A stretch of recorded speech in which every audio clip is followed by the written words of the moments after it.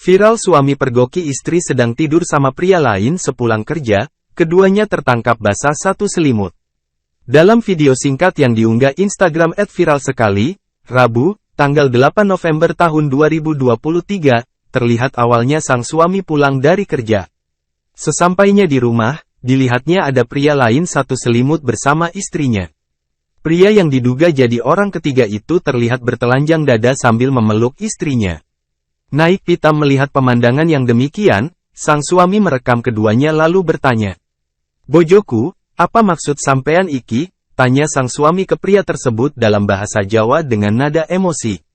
Mandek neng kene, duduk sini, duduk, tambahnya. Kemudian dia menanyakan sudah berapa kali pria tersebut berhubungan dengan istrinya selama ini. Sekali atau siji, sekali atau sekali, tanyanya meyakinkan. Sejak video ini diunggah, sudah disukai 10.000 lebih dan dikomentari hampir 2.000 warganet.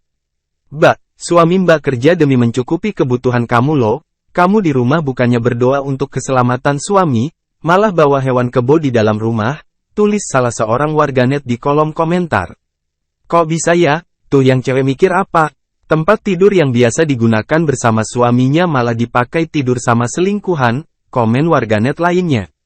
"Kok bisa tega ya? Aku mau balas chat cowok lain tanpa tahu suamiku saja sudah merasa jahat banget. Apalagi sampai gitu," timpal warganet lainnya.